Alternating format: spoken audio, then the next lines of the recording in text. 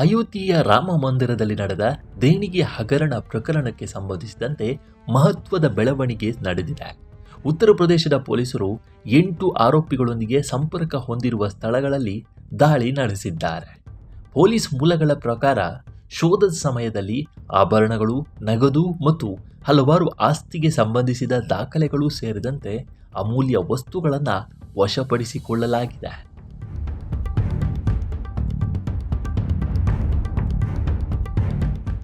Ayodhya police ಮೂಲಗಳ ಪ್ರಕಾರ ಎಲ್ಲ ಶಂಕಿತರ ಮನೆಗಳ ಮೇಲೆ ಏಕಕಾಲದಲ್ಲಿ ದಾಳಿ ನಡೆಸಲಾಗಿದೆ.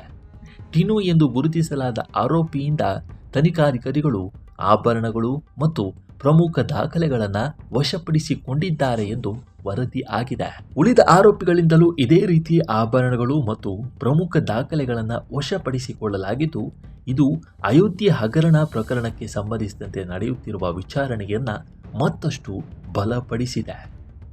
ಸಾಕ್ಷ್ಯ ಸಂಗ್ರಹ ಪ್ರಕ್ರಿಯೆಯ ಭಾಗವಾಗಿ ಶೋಧ ಕಾರ್ಯಾಚರಣೆಯ ಸಮಯದಲ್ಲಿ ಪೊಲೀಸರು ಕುಟುಂಬ ಸದಸ್ಯರಿಂದ ಹೇಳಿಕೆಗಳನ್ನು ದಾಖಲಿಸಿದ್ದಾರೆ.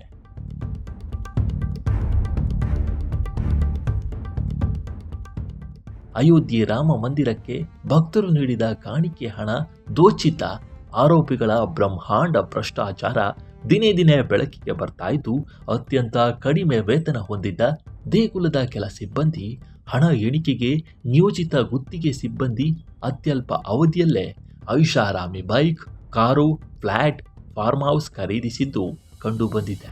ಜೊತೆಗೆ ಕೆಲ ಸಿಬ್ಬಂದಿ ಆದಾಯಕ್ಕೂ ಅವರು ಹೊಂದಿದ ಆಸ್ತಿಗೂ 100 ಪಟ್ಟು ವ್ಯತ್ಯಾಸ ಕಂಡುಬಂದಿದೆ.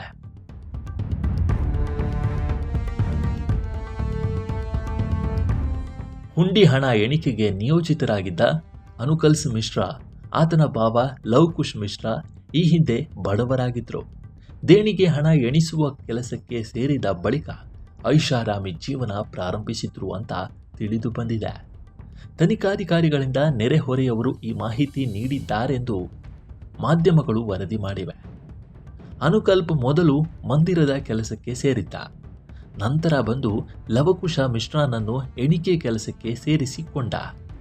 ಅನುಕಲ್ಪ ಮಿಶ್ರಾ ಕುಟುಂಬ ಈ ಹಿಂದೆ ಆರ್ಥಿಕ ಸಂಕಷ್ಟದಲ್ಲಿತ್ತು. ಆದರೆ ಈಗ ಯಾವ ದರವೂ ಅಗತ್ಯ ಇಲ್ಲ, ಅಷ್ಟೊಂದು ಶ್ರೀಮಂತರಾಗಿದ್ದಾರೆ. ಅನುಕಲ್ ಇತ್ತೀಚೆಗೆ ಗ್ರಾಮದ ಹೊರವಲಯದಲ್ಲಿ ಫಾರ್ಮ್ ಹೌಸ್ ಒಂದನ್ನು ಖರೀದಿಸಿದ್ದಾನೆ.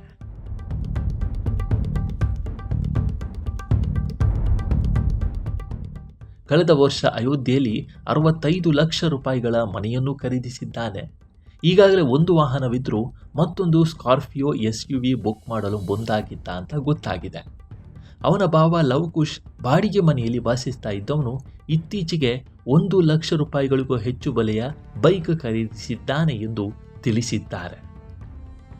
ಇನ್ನು ತನಿಖಾಧಿಕಾರಿಗಳು ಆರೋಪಿಗಳ ಪೊಲೀಸ್ ಕಸ್ಟಡಿಯನ್ನು ಕೋರುವ ನಿರೀಕ್ಷೆ ಇಲ್ಲ. ಬದಲಾಗಿ ಅಧಿಕಾರಿಗಳು ಎಲ್ಲ 8 ವ್ಯಕ್ತಿಗಳನ್ನು ವಿಡಿಯೋ ಕಾನ್ಫರೆನ್ಸ್ ಮೂಲಕ ಕೋರ್ಟ್ ಮುಂದೆ ಹಾಜರುಪಡಿಸಲು ಸಿದ್ಧತೆ ನಡೆಸ್ತಾ ಇದ್ದಾರೆ. 14 ದಿನಗಳ ನ್ಯಾಯಾಂಗ ಬಂಧನವನ್ನು ಕೋರಿದ್ದಾರೆ. ಈ ಘಟನೆಯ ಬಗ್ಗೆ ನಿಮ್ಮ ಅಭಿಪ್ರಾಯ ಏನು ಅನ್ನೋದನ್ನು ಕಾಮೆಂಟ್ ಮೂಲಕ ತಿಳಿಸಿ. ಈ ವಿಡಿಯೋ ಇಷ್ಟವಾದರೆ ಲೈಕ್ ಮಾಡಿ, ಶೇರ್ ಮಾಡಿ ಮತ್ತು ನಮ್ಮ NCIB ಚಾನಲನ್ನು ಈ ಕೂಡಲೇ ಸಬ್ಸ್ಕ್ರೈಬ್ ಮಾಡಿ.